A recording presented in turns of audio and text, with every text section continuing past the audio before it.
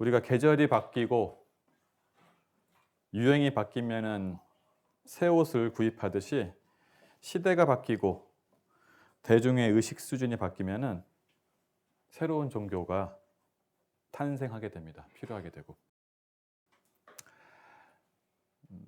최근 이제 코로나19가 발생해서 종교에 대한 사람들의 생각들이 많이 바뀌었는데 카톨릭 평론이라는 곳에서 코로나 이후 종교의 길을 묻다는 주제로 자담회를 했었는데 거기에 나온 분들이 상당히 직설적으로 종교에 대해서 표현을 했더라고요. 그래서 이제 코로나 앞으로 종교가 이제 코로나 이전과 코로나 이후로 바뀔 것인데 이번 사태를 겪으면서 중앙승가대학교에 있는 유승무 교수님이 이렇게 했습니다. 이번 사태를 겪으면서 불교도 그렇지만은 좀 전반적으로 종교가 한 역할이 없다. 네. 그리고 내 삶에 왜 종교가 필요하냐는 정서도 팽배하면서 종교의 위상이 상당히 격화되리라 생각한다. 그로 인해 교세도 약화되고 어려움을 겪을 수도 있지만은 여기서부터가 중요합니다. 그게 우리가 건강해지는 계기가 될 수 있다. 번잡한 의례나 맹목적인 기도에 대해 성찰이 생길 수도 있고 종교 지도자들도 겸손해지는 변화가 생기리라고 기대한다. 그러니까 지금 이제 이번 코로나 사태로 해서 우리 의료계 종사하시는 분들이 상당히 영웅으로 칭송받고 종교는 신천지가 시작을 해가지고 뭔가 좀 민폐를 많이 주는 것 같은 그런 좀 뉘앙스가 생겨갖고 사회가 종교를 걱정하는 그런 것도 왔는데 오히려 이것이 이제 종교한테는 위기가 되지만은 한편으로는 종교가 건강해지는 계기가 될 수 있다라고 이렇게 그 대담이 대부분의 사람들이 이렇게 얘기를 했습니다. 제가 생각하기에 종교라는 것이 그 종교의 성자가 깨달은 깨달음은 절대적이에요. 네. 그러니까 깨달음은 바뀔 수가 없어요. 10년 전에 깨달았든 100년 전에 깨달았든 1000년 전에 깨달았든 1000년 후에 깨닫든 한국에서 깨닫든 미국에서 깨닫든 인도에서 깨닫든 그 깨달음의 본질은 바뀔 수가 없어요. 그게 바뀌면 진리가 아니죠. 네. 근데 종교의 창시자들이 만든 교리와 제도는 시대와 환경의 산물이다. 네. 그런데 거기에 집착하면 이제 서로가 좀 힘들어지죠. 네. 교리라는 것은 문자와 언어로 표현하게 되기 때문에 그리고 과거에는 제자들의 기억력에 의존했잖아요. 여시야문이라 해서 불교도 제자들이 기억에 의해서 쓴 거고 예수님의 구약도 신약도 제자들이 기록한 거죠. 예수님 직접 쓴 게 아니거든요. 예. 그리고 기독교, 불교라는 조직도 사람이 만든 거기 때문에 불완전하죠. 그러니까 깨달음은 신성시할 수 있지만은 교리와 제도는 절대적인 게 아니에요. 바뀔 수가 있는 거예요. 네. 당연한 거고. 시대와 환경의 산물이다. 그래서 교리와 제도는 시대와 환경의 영향에서 자유로울 수가 없다. 결국 그 시대의 아픔과 괴로움을 해결하기 위해서 종교가 탄생하는 거다. 이것이 이제 불교와 기독교의 탄생 과정을 보면 알 수가 있어요. 불교가 탄생했을 때는 기원전 6세기에 인도에서 탄생이 됐는데 그때의 시대상을 보면은 인도라는 데서는 그 원래 있던 원주민과 그리고 이제 기원전 15세기에 들어온 아리안족에 이제 서로 있는데 기원전 15세기에 아리안족이 들어와서 이제 정착을 하면서 인도 사회가 좀 바뀌기 시작해요. 이 아리안족은 여러분들이 잘 아시는 브라만교 사상, 베다 이런 것들이 기본적으로 있던 사상인데 이게 이제 원주민과 좀 섞여지는 거죠. 살다 보면 서로 이제 결혼하게 되잖아요. 그래서 이제 원주민인 드라비다족과 이제 혼혈족이 생겨나면서 그들이 가지고 있는 전통적인 의식, 풍속, 신앙을 이제 점차 희석이 돼가는데 점차 이제 아리아인들은 전통 종교인 브라만교의 그런 의식에서 벗어나기 시작합니다. 자유와 평등 사상이 이제 확대가 돼요. 브라만교의 핵심은 계급 제도예요. 그래서 가장 그 계급의 위에 있는 사람이 누구죠?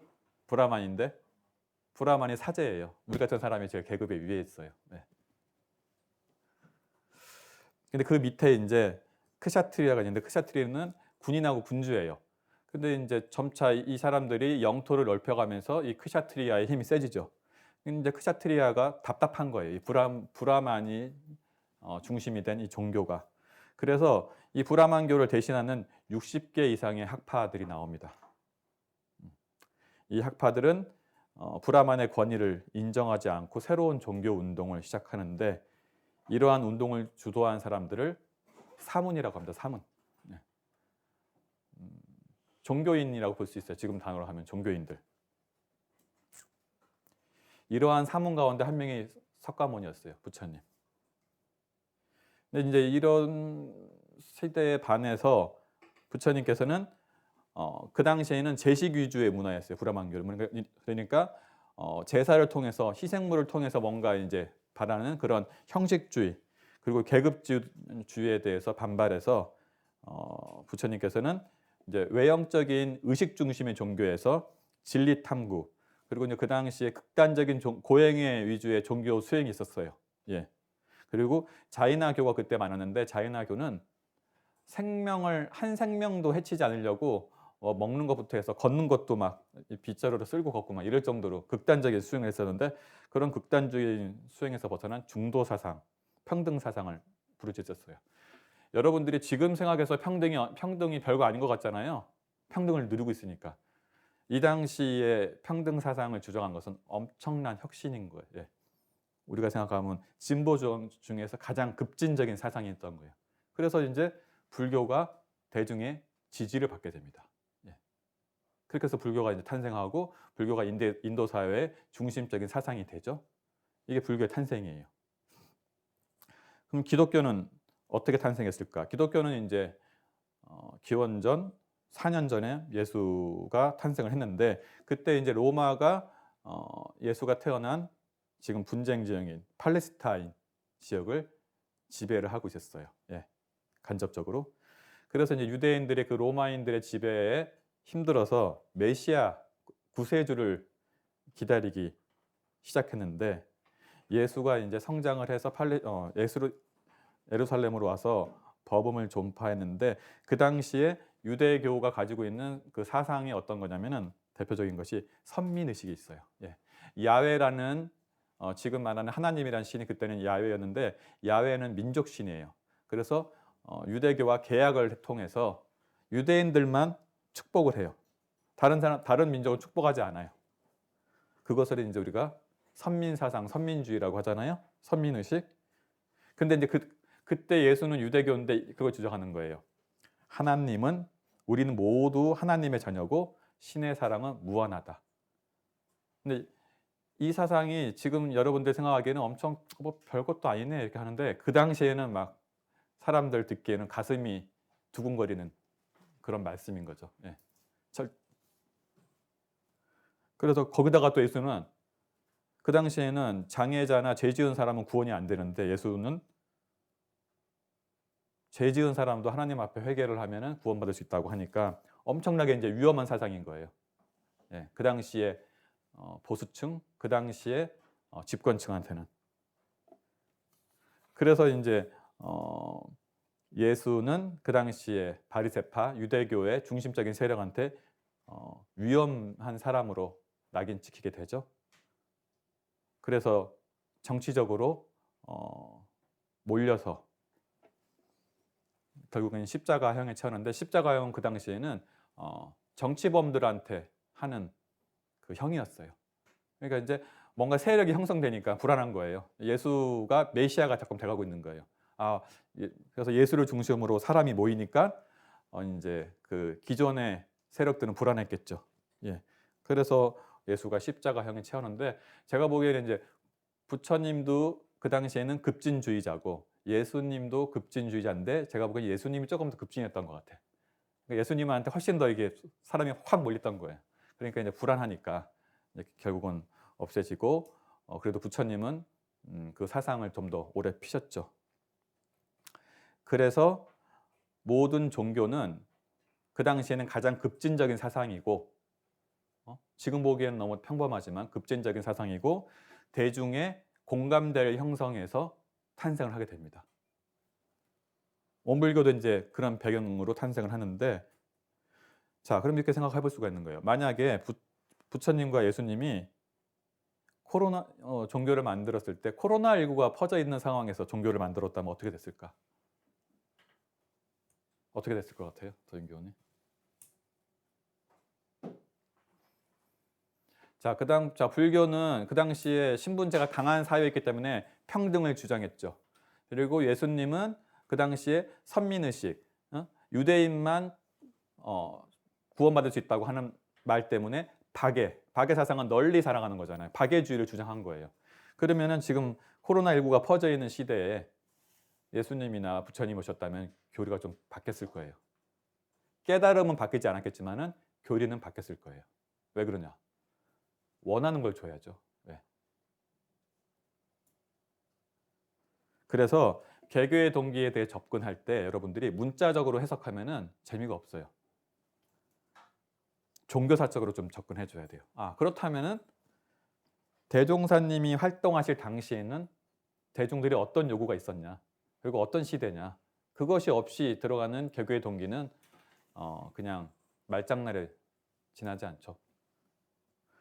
자, 그럼 대종사님 활동하실 당시에 종교계 또는 사상계 그 도인들의 모임에서 가장 핫한 이슈는 뭐였을까요? 네.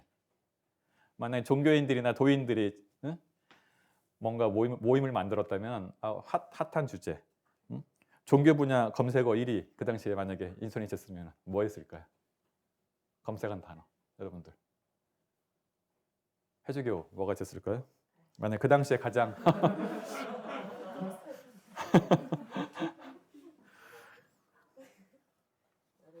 모르겠어요? 네. 얼굴 빨개졌네. 화난 것 같아 보니까.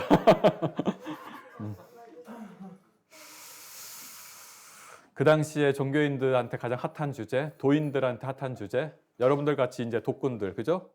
정신에 관심 있는 사람들한테 가장 핫한 실검 1위는 후천개벽이에요. 후천개벽. 개벽. 개벽이라는 뜻이 말이 어떤 뜻이죠?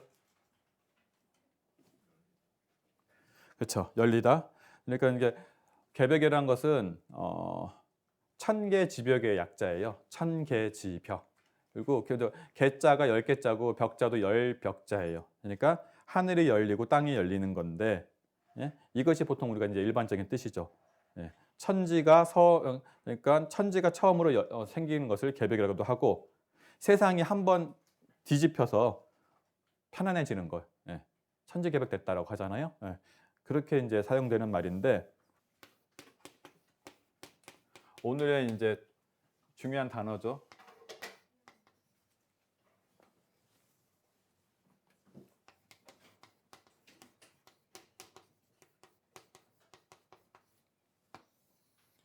이 개벽이란 말이 있었는데 대종사님 당대에는 신종교들이 막 일어나잖아요. 그렇죠? 여러분들 이제 원불교를 표현할 때 신흥종교, 민족종교라고 표현하면 조금 스스로를 낮추는 게 돼요. 왜냐하면은 민족종교라는 것은 말이면은 우리가 이제 원불교가 한국이라는 민족 안에 갇히게 되잖아요. 그러니까 민족종교라는 말은 좋은 표현은 아니고 신흥종교라는 표현도 좋은 표현이 아니에요. 그것은 기성종교가 새로 생긴 종교를 낮춰 부를 때 쓰는 말이에요. 신흥종교. 이제 신종교라는 표현이 가장 적절한 표현이거든요. 자, 그러면 이때 신종교가 생겨나요. 여러분들 아는 신종교 이 당시 어떤 종교 있어요? 동학. 동학이 더 이제 바른 표현이에요. 왜? 천도교보다는. 왜냐하면 최수훈 선생님께서 동학이라고 했으니까요. 자, 그 다음에 증상교. 사실 증상교도 그때 없었어요. 흠치교라 그랬어요. 근데 이제 증산 선생님이 돌아가시고 나서 제자들이 만든 증산교 관련 종교가 100개가 넘어요. 그래서 그냥 몰아서 증산교라고 이렇게 총체적으로 표현하고, 그다음에 이제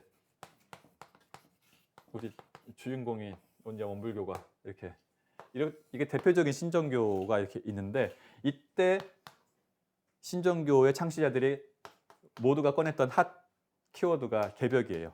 근데 그 개벽 얘기한 게 아니라 후천 개벽을 얘기해요. 선천, 후천 이렇게 얘기해요. 근데 가장 먼저 꺼내신 분이 이제 동학을 창시한 수은 최재우 선생님께서 다 그런데 자기 중심적이잖아요. 예. 본인이 깨달기 전은 선천, 깨달은 후는 후천 이렇게 얘기해요. 예. 최재우 예. 실제 그러실 수도 있죠. 뭐 예. 저는 깨치지 않았기 때문에. 그 다음에 이제 증산교에 있는 강일순 증산, 예. 이분도 자기를 중심으로, 예. 증산교가 나기 전은 선천, 그 후는 후천 이렇게 얘기를 해요. 이것을 이제 5만 년이라고 하죠. 예.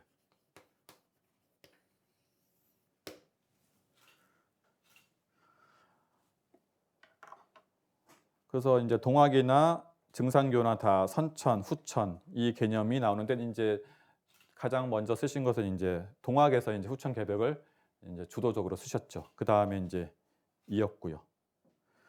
그러면 이제 대종사님께서도 후천 개벽이라는 말씀을 하셨잖아요. 대종사님이 말씀하신 개벽은 어떤 의미일까요? 그러면 여기 다 선천, 후천이고, 이제부터 이제 동학에서는 이제 후천 시대, 좋은 시대가 온다, 라고 얘기를 하고, 그리고 증산교는 좀 달라요. 증산교는 증산 선생님이 본인이 상제예요. 그래서 내가 후천 개벽을 만들어가는 거예요. 예. 여기는 그 천지 도수가 후천 개벽으로 가는 거고, 증산교는 본인이 이제 후천 개벽을 만들어가는 거고. 대종사님은 개벽에 대해서 어떻게 표현하셨을까요?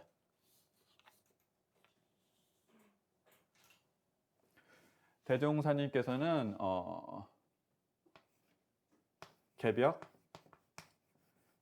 개벽이라는 것은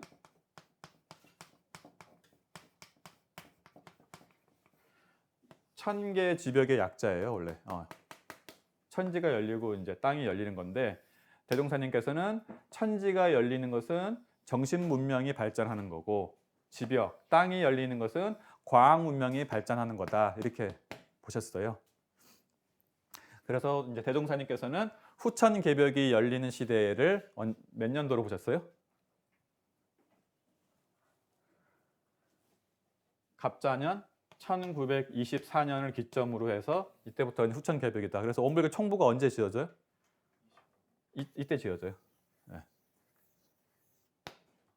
근데 이제 또 이런 거 하면 또 사람들이 또 이제 신비주의에 가니까 이제 이런 말씀을 끝나고 하시죠. 이제 좋은 년과 좋은 월과 좋은 일은 우리가 만들어가는 거다. 하지만 이제 우주의 도수로 봤을 때는 1924년부터 후천 개벽이 시작된다. 그리고 조선은 지금 이제 진극기에 있다. 예. 이게 천지가 운행되는 것이 일대겁을 가지고 운행이 되는데, 이 일대겁이 성, 주, 괴, 공. 예. 그러니까 우주라는 것이 성, 예, 만들어지고, 그 만들어진 것이 머무른 것이 점점 없어지고 사라지고, 이 성주 개공의 사이클로 우주가 돌아가는데, 보통 성을 이제 진극기로 많이 보죠. 만들어지니까 이것을 이 한 사이클이 1대겁이에요. 1대겁은 80중겁이에요. 80중겁. 80중겁. 여기 20중겁, 20, 성 20, 주 20, 괴 20, 공 20. 근데 이제 이것은 여기서 중요한 건 아니니까, 이제 불교의 세계관에서는 이것이 이제 이렇게 보고 있죠. 근데 이제 대종사님께서 경전을 밝히셨죠. 우주가 한 번 순환하는 것은 1대겁인데 지금 조선은 진급기에 있다. 예. 라고 말씀을 하십니다. 그래서 이제 대종사님께서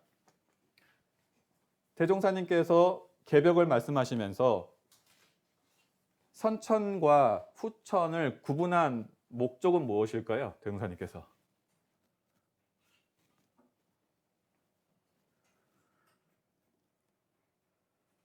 제가 생각하기에 세상이 바뀌었다는 것을 이제 알려주시려고 한 것 같아요.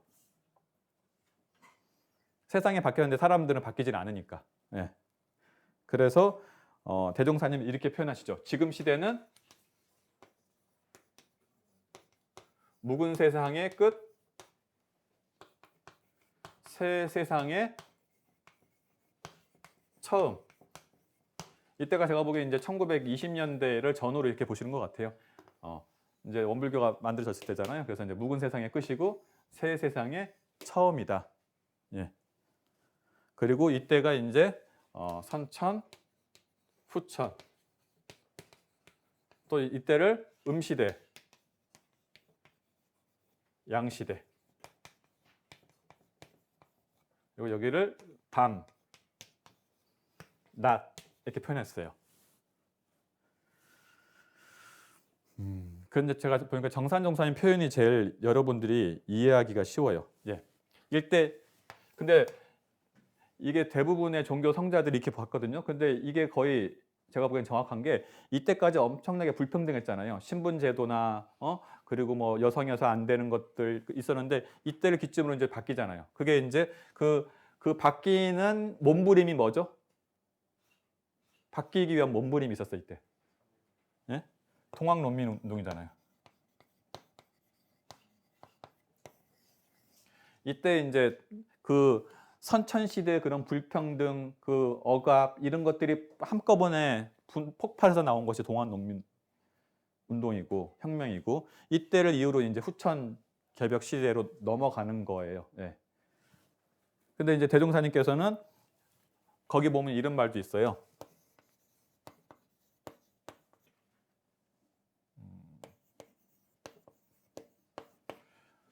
동난자도 성인이고 정난자도 성인이다 말씀이 있거든요. 제가 이거 정확한 게 모르겠는데, 예. 그래서 동난자라는 것은 뭐냐면 난을 일으켜서 세상을 한번 뒤엎는 사람도 성자고 그 난을 평정하는 사람도 성자라는 뜻이에요. 예. 그렇게 따지면은 동학농민 혁명을 통해서 뭔가 세상을 한번 바꿔주려고 하시는 분도 성인인 거고, 그럼 무조건 우리가 그러면 3.1 운동 때 다 뛰쳐나가고 동학농민 혁명 때 다 나가서 해야 되냐? 어떤 사람은 그 이유를 준비해야 될 거 아니에요. 코로나 사태가 생겼다고 해서 우리가 다 가서 의료진에 투입할 수는 없잖아요. 코로나 이후로 준비하는 사람도 있는 거잖아요. 그러니까 동난자도 성인이고 정난자도 성인인데 그 역할이 좀 다른 거예요. 대종사님은 이제 이쪽에 제가 보기엔 해당이 되겠죠. 예. 그러니까 이제 뭔가 준비하고 새 세상을 직접 준비하는 사람이고 동난자라는 것은 새 세상을 알리는 사람이에요. 이제 시대가 바뀌었다. 그러니까 더 이상 우리를 억압하지 말아라. 예. 그것이 이제 동학이나 우리 증산교고 그래서 이제 우리 수은 선생님도 동학농민 해월 2대 교주이신 해월 선생님도 처음에는 동학혁명을 하는 것을 반대를 했어요. 예.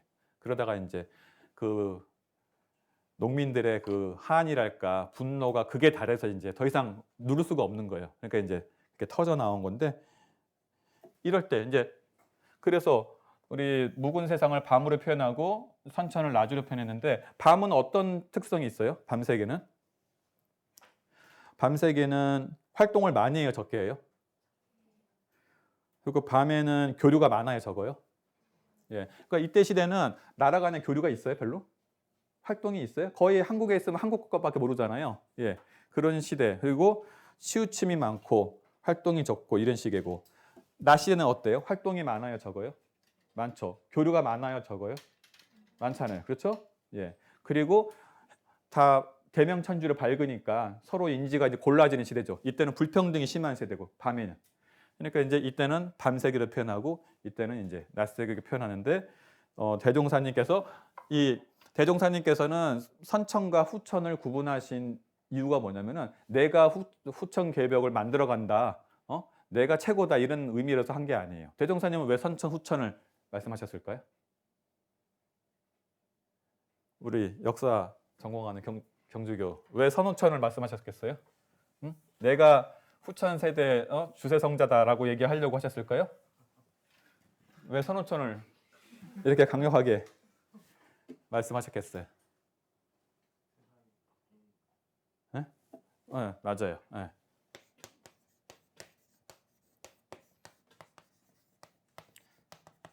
선천에서 후천으로 바뀌니까 종교도 선천 종교가 있고 후천 종교가 생기잖아요. 그러니까 계절이 바뀌면 옷을 어떻게 해야 돼요? 갈아입어야 되잖아요. 그러면은 사람들의 의식 수준이 바뀌면은 종교가 어떻게 되겠어요? 종교도 바뀌어야 되잖아요. 그러니까 이제 선천 시대의 이때 종교는 계속 갈 수가 없다. 사람들이 이제 평등을 주장하고 화합을 주장하는데 옛날의 종교들은 되게 권위적이잖아요. 그러니까 이제 후천 시대에 맞는 종교가 나와야 된다라고 해서 알려주는 거죠. 이제 그래서 새로운 종교가 필요하다, 만들어야 된다. 그것이 뭐다? 원불교다 이러신 거죠. 근데 원불교만 있는 것이 아니라 신종교들은 다 그 선천 시대의 종교에서 후천 시대의 종교로 넘어가는 과도기에 있는 거예요. 근데 이제 그 강조점이 좀 달랐던 거예요. 동학은 이제 약간 후천 시대가 도래했다고 알려주는 역할을 많이 좀 했던 거죠. 새로운 시대에 맞는 새로운 종교가 필요하다. 그래서 대웅사님께서 후천 개벽을 말씀하신 거죠. 자, 그렇다고 한다면은 우리가 이 후천 개벽 시대의 핵심이 그 다음은 단어는 정신 개벽인데 이 선천에서 후천으로 넘어가는데 지금 새로운 종교가 탄생해야 되고 그것이 원불교인데 그 종교의 핵심은 정신 개벽이다. 왜냐하면 물질 개벽도 정신 개벽이 안 되면 이루어질 수가 없잖아요. 예. 그러니까 이제 정신 개벽인데 이 정신 개벽의 내용은 무엇이냐라고 이제 들어가 보면은 이 동학이나 증산교 그다음에 원불교에서 얘기하는 정신 개벽의 내용이 거의 유사해요. 제가 책 말씀하신 것들을 보면. 근데 이제 그걸 얘기하면은 교사가 되고 여러분들 막 1시간 넘게 해야 되니까 제가 그 중에서 제가 동학에서 좋아하시는 그 선생님은 해월 최시영 이분인데 이분이 하신 행적이 우리 대종사님하고 너무 유사한 게 많아요. 예. 그래서 이분의 일화, 우리 대종사님의 일화를 한번 교차시켜 보면서 정신 개벽이 이 당시에 뭔지 한번 여러분들한테 한번 설명을 드려 보면은 이 최시영 선생님은 제가 이제 알기로는 이렇게 되게 지식이 좀 없으셨나 봐요. 예. 없이 그냥 스스로 이렇게 우리 일대 교주이신 최재호 선생님에 대한 이런 신심이랄까 정성심으로 깨치신 것 같아요. 근데 이분이 이 동학이라는 것이 나라에서 얼마나 핍박했어요. 그러니까 이분의 이제 별명이 채보따리였어요. 채보따리. 도망다니라고 보따리 들고. 네. 근데 이제 언젠가 한번 이제 제자와 함께 청주 변두리에 있는 자기의 제자인 서택순의 집을 진행하게 돼요. 삼복무도이라 그 집에 들려서 이제 물도 먹고 좀 식사 좀 하려고 가는데 서택순이 이제 가니까 물을 대접해요. 근데 이제 옛날에는 그 안방이나 방 옆에 보면은 약간 골방 같은 게 있어요. 근데 이제 거기서 뭔가 이렇게 덜거덕 하는 소리가 나는 거예요. 보니까 그게 이제 배 짜는 소리였어요. 아낙네가. 근데 제가 보니까 이제 최시영 선생님 보기에는 며느리가 그 집 서택순의 며느리가 그 골방에서 들어가서 배를 짜고 있는 거죠. 그래서 최시영 선생님이 그때 서택순한테 이렇게 물어요. 누가 배를 짜는 소리인가? 이렇게 물어요. 누가 배를 짜고 있느냐? 이렇게 물으니까 서택순은 뭐라고 대답했겠어요? 며느리가 배를 짜고 있습니다. 라고 대답을 합니다. 다시 이제 해월 최시영 선생님이 또 물어요. 누가 배를 짜고 있는 소리인가? 라고 또 물어요. 그랬더니 서택순은 다시 대답할 말이 없잖아요. 며느리가 배를 짜고 있습니다. 라고 이제 물어요. 또 물었어요. 최 선생님이. 그대의 며느리가 배 짜는 것이 참으로 그대의 며느리가 배를 짜고 있는 것인가? 라고 묻어요. 네. 그러자 이제 서택순이 대답을 못해요. 네. 그러고 나서 이제 그 집을 이제 해월 최시영 선생님이 떠나면서 같이 갔던 제자들이 이해가 안 되잖아요. 그래서 물어요. 아니 맞는 소리였는데 왜 자꾸만 물으시냐고 라고 하니까 서택순도 나의 말을 이해 못했는데 너희들도 내 말을 이해 못하는구나. 우리는 밥을 먹는데 끼니도 거르면서 물레질하는 며느리도 가족인데 같이 밥을 먹고 같이 일을 해야 되는데 그게 맞는 거 아니냐. 그러니까 그 며느리가 한울림이다. 그때 얘기를 해요. 예. 자신의 며느리를 한울림으로 봤으면은 아무리 손님이 왔다고 해도 끼니까지 굶어가면서 일을 시키겠느냐 하면서 며느리도 한울림으로 모셔야 된다. 며느리는 배짜는 한울림이다. 라고 이제 얘기를 해요. 이게 아주 동화에서는 유명한 일화예요. 천주직포라고 하는 거. 천주가 한울림이잖아요. 직포, 배를 짠다. 천주직포, 한울림이 배를 짠다. 그래서 배짜는 한울림 예화고 이라는 한울림. 뭔가 비슷하지 않아요? 우리하고 느낌이? 네. 우리식으로 하면 어떻게 될까요? 배짜는 부처님, 배짜는 이라는 부처님. 예. 이런 유사성이 있잖아요. 예. 우리만 부처라고 얘기한 게 아니라 며느리도 부처인데, 그러니까 며느리가 부처라는 말을 계속 안 하니까 계속 물은 거예요. 며느리가 한울림이다. 그 말을 드리려고 했었는데 이제 얘기를 못 한 거죠. 자, 이런 것이 선천 종교에서는 없어요. 예. 며느리가 한울림이다. 그 전에 종교에서는 감히 할 수 없는 말, 상상도 못하는 말이죠. 후천 시대의 종교니까 가능한 거예요. 이 동학이란 것도. 자, 대종사님한테도 비슷한 일화가 있죠. 어떤 일화가 있어요?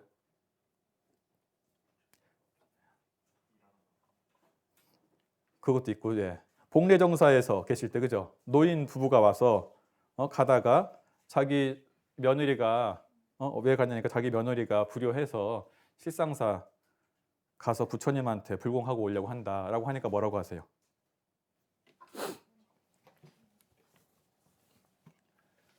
대종사님이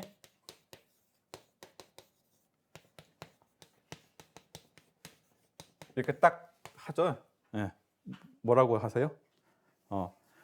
그대들은 어찌 등상불에게는 불공할 줄 알면서 삼부처에게는 불공할 줄 모르는가 이렇게 하잖아요. 예. 등상불은 선천시대의 종교에서 중요시하는 거잖아요. 그죠? 삼부처는 후천시대. 예. 그러니까 이제 선천시대는 절에 모셔진 부처님만 부처님인데 후천시대는 다 부처님인 거죠. 그러니까 며느리 부처님. 근데 못 잘 처음에 여기 경제는 이렇게 표현됐지만은 그 부분들이 그냥 바로 알아들었겠어요? 네, 못 알아들었겠죠. 근데 이제 어쨌든 계속 설명을 해서 이제 물어보죠. 이 사람이 선천시대 사람이니까 선천시대의 불교 신자니까 뭐라고 물어봐요? 삼부처가 어디 있냐고 물어보잖아요. 그죠? 그러니까 그대들의 집에 있는 며느리가 산부처다. 당신에게 효도하고 불효할 권능은 그 며느리한테 있다. 그러니까 또 묻죠. 그럼 어떻게 공을 드려야 되니까 하니까 며느리가 부처님이니까 며느리를 부처님으로 생각해서 며느리가 좋아하는 거 사주고 좋아하는 거 해주라고 하잖아요. 예. 그러니까 이제 실제로 그렇게 하고 나니까 며느리가 바뀐 거죠. 예. 만약에 선천시대의 방법으로 그 노부부가 절에 가서 불공했으면 며느리 바뀌었을까요? 안 바뀔 수도 있긴 하지만 가능성이 적었겠고 어쨌든 이게 가장 빠른 방법이잖아요. 예. 그래서 이제 그때 제가 한번 이렇게 얘기했잖아요. 이것은 신앙의 유통혁명이다. 예. 그래서 옛날에는 이제 신자가 있고 그 다음에 내가 원하는 결과를 얻고 싶은 것이 이렇게 있으면은 중간에 사제가 껴요. 저 같은 종교인이. 예, 그래가지고 이쪽을 통해서 이렇게 이걸 얻으려고 하잖아요. 아니면 이제 절대자가 끼거나, 그죠? 신이라는. 근데 후천시대 종교에서는 어떻게 돼요? 그래서 바로 가잖아요. 예. 유통 구조를 개혁시켰어요, 신앙에. 그래가지고 안 거쳐요. 그냥 바로 가요. 여기가 부처님인데 이쪽을 안 통하는 거예요. 예. 이게 이제 신앙의 혁명인 거죠. 예. 며느리한테 복을 받고 싶으면 며느리한테 바로 해야지. 왜 우리 같은 성직자나 아니면은 하나님이나 부처님한테 빌어요. 여기가 부처인데. 이것을 선천시대 종교에서는 감히 얘기 못하죠. 예. 근데 후천시대 종교에서는 이거다고 대종사님 얘기한 거잖아요. 예. 여러분들 생각해 100년 전에 이런 얘기 했는데 얼마나 급진적인 사상이에요. 그죠? 예? 지금도 급진적인데. 예. 그리고 성리품 29장에 이렇게 나오죠. 대종사 조실에 계실 때 시찰단이 와요. 원불교를 보려고. 그랬더니까 이제 규교의 부처님은 어디에 봉안하였나이까? 이게 어떤 시대의 질문이에요? 선천시대의 질문이잖아요. 머릿속에 딱 있잖아요. 부처님은 어디에 딱 고정된 거라고. 그러니까 대종사님이 뭐라고 하세요? 우리 부처님은 방금 밖에 나갔으니까 좀 기다려보라고, 좀 있으면 올 거라고 얘기하잖아요. 그러니까 그 사람들이 일행이 이해를 못해요. 뭐 하는 소리야 이렇게 하잖아요. 선천시대의 사고방식으로는 이해를 못하죠. 그러니까 이제 좀 점심때가 되니까 밥 먹으려고 우리 제자들이 농기계를 메고 들어오니까 뭐라 그러죠? 저들이 우리 집 부처다 라고 하니까 그 시설단이 더 이해를 못합니다. 그냥 이해 못한 상태에 가요. 네. 선천시대의 사고방식이니까. 여러분들은 다 이해하잖아요. 그죠? 우리 후천시대 사람이니까. 응? 또 이렇게 해요. 변인품 9장을 보면은 천주교인이 찾아와서 대종사님 제자한테 물어요. 당신은 조물주를 대해서 알고 조물주를 이제 봤냐고 물으니까 그 사람이 대답을 못해, 그 제자가. 그러니까 대종사님께서 이렇게 말씀하시죠. 다음에 그 사람이 찾아오면은 이렇게 얘기해라. 조물주가 다른 곳에 있는 것이 아니라 나의 조물주는 나다. 그리고 너의 조물주는 너다. 각자의 조물주는 각자다. 이렇게 얘기하라고 하잖아요. 이게 선천시대의 종교에서 가능하겠어요? 네가 하나님이다 이렇게 하는데. 그것도 거의 100년 전에. 아마 지금도 이 말 거의 90% 이상 이해 안 될 거잖아요. 근데 그 당시에 쓰니까 얼마나 혁신적인 사상이에요. 그러니까 이게 이제 후천시대의 종교고 후천시대의 언어인 거죠. 그래서 이런 정신개벽, 이 후천시대의 종교의 정신개벽의 핵심은 무엇이냐? 나와 너와 우리가 부처다. 정신개벽은 저와 같은 성직자나 하나님이나 부처님인 인격적인 존재는 부처님이 해주는 것이 아니라 정신개벽 주체는 누구다? 나다. 네가 네 인생 책임져야 된다. 그거잖아요. 네가 부처다. 너한테 불공하고 네 옆에 사람 부처니까 옆에 사람한테 해라. 이게 정신개벽의 원불교 정신개벽의 핵심이에요. 이것을 개교의 종교에서는 뭐로 표현했다? 진리적 종교 신앙이다. 이것만큼 진리적인 종교 신앙이 어디 있어요? 여러분들 옆 사람한테 원하는 거 얻는 것 중에서 가장 진리적인 게 뭐예요? 옆 사람이 원하는 거 해주는 거잖아요. 그게 원불교 신앙이잖아요. 그죠? 원불교 신앙은 옆 사람한테 내가 원하는 게 있으면 옆 사람한테 잘해줘라. 그게 원불교 신앙이에요. 이것보다 더 진리적인 거 있어요? 가서 법당 가서 기도해야 돼요? 그럼 해줘요, 옆 사람이? 알지도 못할 텐데. 한 100년 하면 해줄란가? 그게 진리적 종교의 신앙 아니잖아요.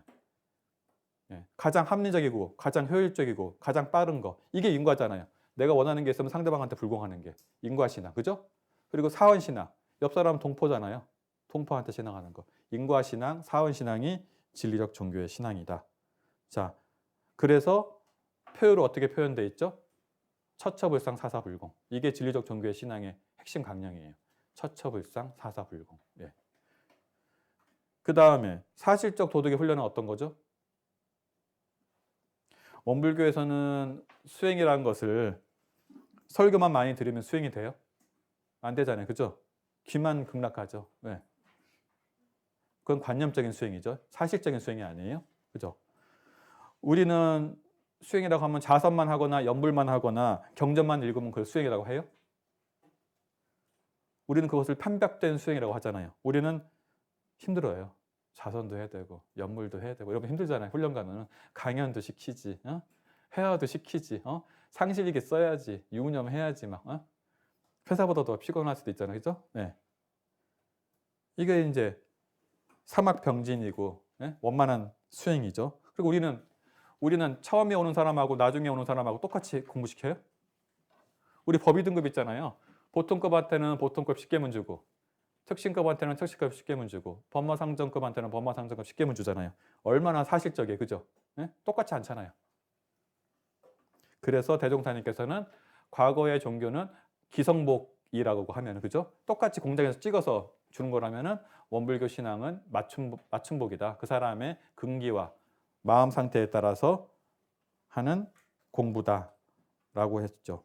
이것이 이제 사실적 도덕의 훈련이에요. 그래서 저는 사실적 도덕의 훈련은 유치하고 피곤할 수 있는 수행이다. 어떻게 보면 옆에서 보기 수행이라고 하면 엄청 거창하고 막 3시간씩 앉아가지고 자선할 때 꼼짝도 않고 이런 것을 수행이라고 선천시대는 생각했지만은 우리 수행은 신발 하나 잘 놓고 이런 것을 옆에서 이제 선친시대 수행자들은 그게 뭔 수행이냐, 쪼잔하게, 유치하게. 그게 유치한 게 사실적인 거예요. 예. 피곤한 게 사실적인 거고. 예. 그러니까 어떻게 보면 유치할 수 있고 피곤할 수 있는 것이 사실적 도덕의 훈련이고, 이것을 표현하면 뭘로 했죠? 무시선 무처선이에요. 예. 그러니까 진리적 종교 신앙은 처처불상 사사불공, 사실적 도덕의 훈련은 무시선 무처선. 왜 무시선 무처선이냐면은 어느 때 어느 장소에서 선을 해야지 사실적이지, 교당에 와서만 선을 할 수 있고, 예? 교당에 와서만 공부를 할 수 있으면 그게 사실적인 건 아니잖아요. 그죠? 그러니까 직장인이라서 시간이 없어서 못한다거나 가정주부라서 살림하느라 못한다고 하는 것은 사실적 도덕의 훈련이 아니라 어느 때 어느 장소 어느 순간에서도 할 수 있는 것이 사실적 도덕의 훈련이죠. 마음이 있으면 할 수 있는 게 사실적 도덕의 훈련이에요. 마음이 없으면 못하겠지만. 예. 이것이 이제 우리의 진리적 종교의 신앙과 사실적 도덕의 훈련이고, 이게 합쳐지면은 정신개벽인 거죠. 예. 자, 그러면 제가 이제 오늘 정신개벽에 대한 여러분들한테 숙제를 하나 줄게요. 어떤 거냐면은 도인교우님을 정신개벽을 잘하고 있는 도인교우님을 예를 들어서 설명을 할게요.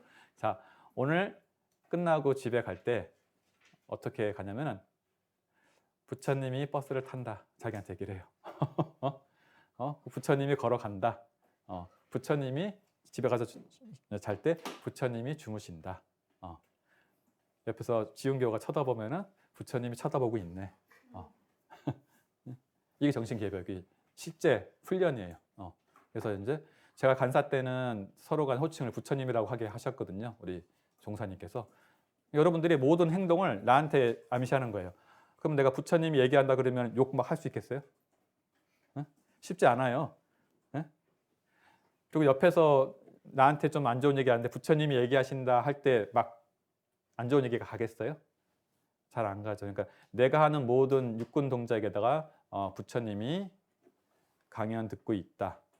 부처님이 쳐다보고 있다. 부처님이 졸고 있다. 이렇게 해서 조는 분은 없지만은. 예. 그래서 모든 행동에다 부처님을 붙이시면 그것이 정신개벽이에요. 지금부터. 뭐 정신개벽이 거창한 거 아니에요. 예. 천지가 개벽되고 뭐 세상이 뒤집어지고 이것이 정신개벽이 아니라 내가 하는 행동을 다 부처가 한다고 스스로 얘기하고, 그리고 다른 사람한테도 부처님으로 대하고, 그러려면 먼저 호칭부터 이렇게 해야 돼요. 근데 얘기하면 좀 쑥스럽잖아요. 그죠? 갑자기 안 하다가 부처님 우리 도윤교우님이 심현승 부처님 오셨습니까? 이러면 좀 얘가 지금 나를 뭐 놀리는 건가? 이렇게 할 수 있으니까. 근데 이제 마음으로라도 하시든가, 공부심이 장하시면 직접 하시든가, 이렇게 자기한테 할 수 있잖아요. 속으로 부처님이 졸고 있네, 부처님이 화가 나네, 이렇게 다 부처님 붙이시면은 그게 이제 정신개벽의 사실적 도덕의 훈련이니까, 여러분들한테 제가 오늘 오신 분들한테 숙제를 드립니다. 오늘부터는 자기가 하는 심신간의 모든 것에 부처님이 붙이시고, 같이 사는 사람을 마음속으로 부처님이라고 하면서 하시면은 그 순간 정신개벽인 거예요. 예. 어렵지 않죠? 정신개벽? 예. 여기까지 하도록 하겠습니다. 감사합니다.